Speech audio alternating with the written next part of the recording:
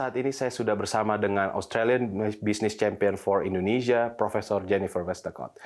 How do you do, Professor? Good to see you today. Good to see you. Thank you for asking me to be with you. Thank you. Professor, we know that Indonesia and Australia are neighbors with rich resources. So how does Australia see Indonesia as a potential strategic partner? Well, it's interesting. There's an expression that we use, neighbour by geography, partner by choice. And our Prime Minister recently said that he couldn't think of a more important trading partner for Australia than Indonesia.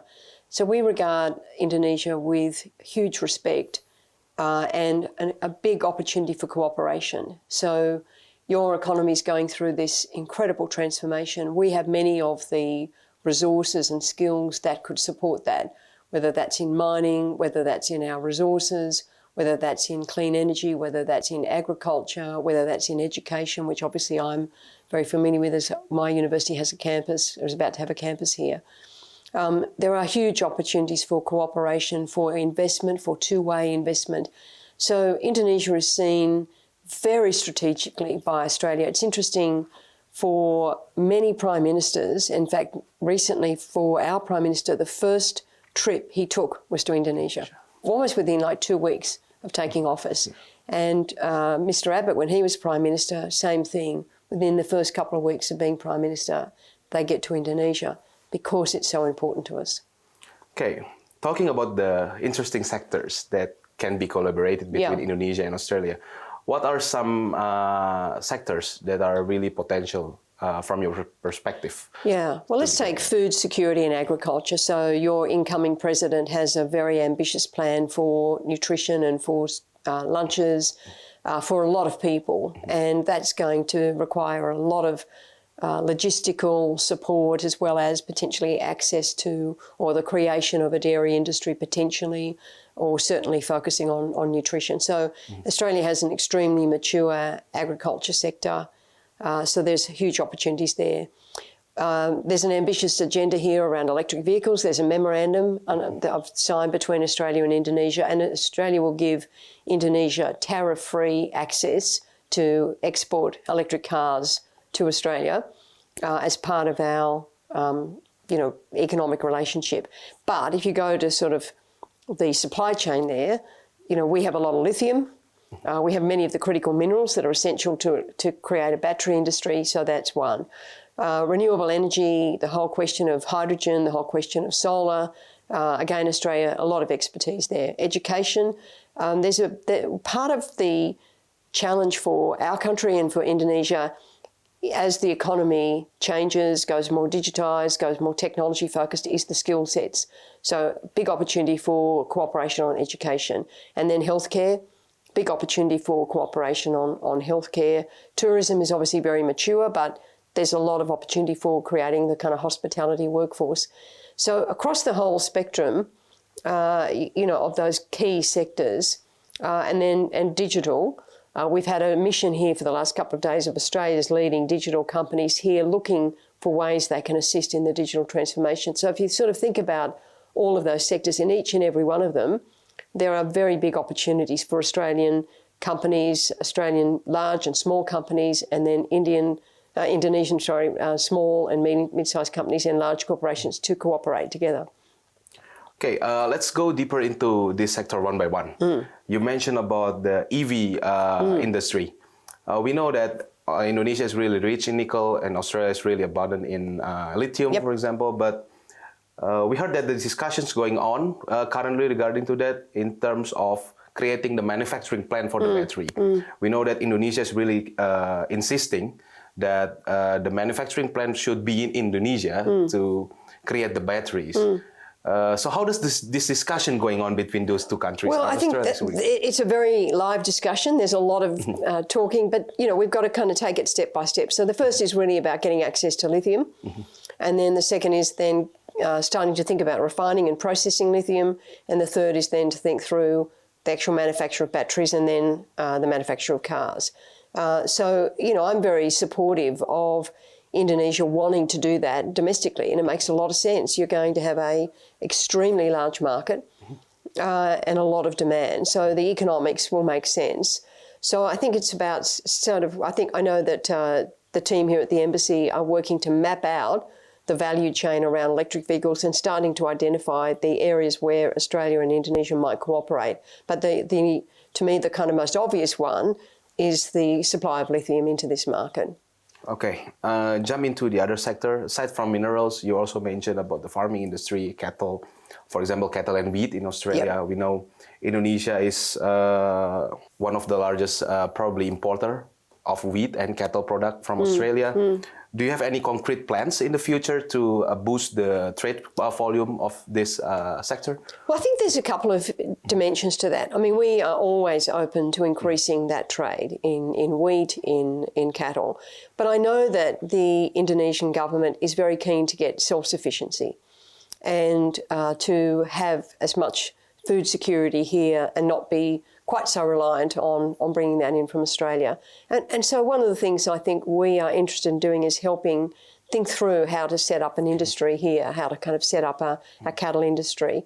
But then there are other areas in the agri-business and agri-food space that are really important. Dairy, as we've talked about, will be very important, protein-based plants. And then there's sort of the whole question of horticulture as land use becomes very contested, and what I mean by that is that there is not enough land that is going to be able to kind of supply all of the food. So looking at things like vertical horticulture, where you can grow very intensive cropping, very low carbon emissions, very efficient. Is there an opportunity for cooperation there? That's a sort of early industry in Australia, but people are doing a lot of work on it. And of course, then there's the sort of premium products that Australia is always very happy to put into markets: cherries, high-end avocados, grapes, and there's just no limit really. Yesterday we talked to a couple of senior officials about sugarcane, and of course there's a big issue here about animal feed. So what I think we have to do, and one of my roles will be to sort of map out where do we want to put the kind of most urgent focus. And again, with the kind of lens of what's mutually beneficial to both countries. What helps Indonesia? Where have we got opportunities in Australia? Okay, jump into the other sector, which is tourism. Professor, we know that Aussies are one of the biggest visitors in Indonesia. We see a lot of Australians in Bali, for example. Yep. But the visit from Indonesia to Australia is not on the same page.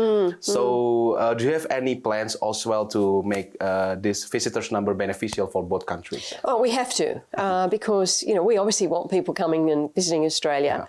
It's really about working with our tourist authorities to make sure that people can come to Australia and really get to see, in a very big country, as much of it as possible. So, obviously people want to come to Sydney and see the Opera House and the Harbour Bridge, but also people want to go to Uluru in the centre of Australia, and they want to see the outback, they want to see the Great Barrier Reef. So we've got to work with our tourist authority to market that, but also to make it easy for people to sort of come in on what we call a package deal.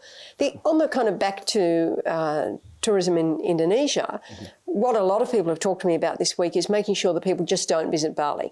That potentially they kind of do a circuit, if you will, of other parts of the archipelago to make sure that Australians get to see what looks like some amazing places to go and have a holiday. I mean, one of the things as I travel here more and more is I've got now new things on my holiday list that I think I really want to go and have a holiday there. And I think Bali is fantastic, and Australians love Bali. We had 1.3 million Australians coming to Indonesia last year. We need to keep that going, but it'd be good to diversify it a bit and obviously, as you say, encourage people to come to Australia. Yeah, so let's move into the topic of the Australian businesses here in Indonesia. We know some Australian big companies have their long presence here in Indonesia. So have you heard any sort of difficulties or challenges that they are really currently facing right now? Yeah, sure. So look, and I don't think this is peculiar to Indonesia. Clearly permitting, licensing, approvals, I think everyone would like that to be done more quickly. Because when you sort of got, as you know, when you've got capital that you've allocated for things, the longer an approval takes to get, the more expensive that capital starts to look. Or for multinational organisations, the more competition to use that capital somewhere else. And so, look, there's no doubt that if we could get planning and permitting, environmental approvals, licences, that could all be done more quickly, better. And that's true for Australia as well. You know, we need to make sure that we are an attractive destination for investment and that we're acting quickly to get licences and approvals. Visas is an issue that people talk about, and again, that's something that the two countries are working hard on.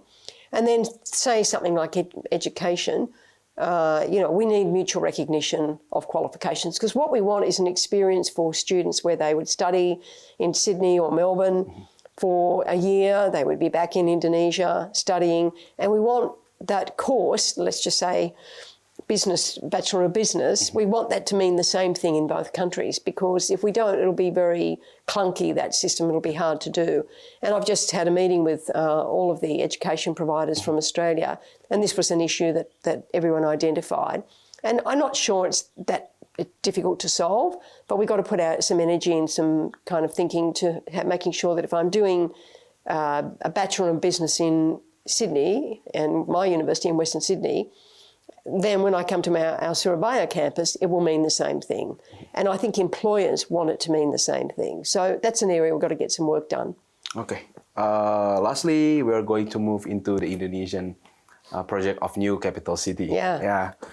So far, how do you see the enthusiasm of Australian businesses in probably investing or probably collaborating with the government of Indonesia to create this Nusantara new city? Yeah. So can you explain me what? Well, I think people want more information about it. I mean, it's obviously great to do a new city. I'm very fortunate to be chairing an authority that's doing a new city in Australia, which is a very unusual thing to do in Australia, which will be next to our new airport.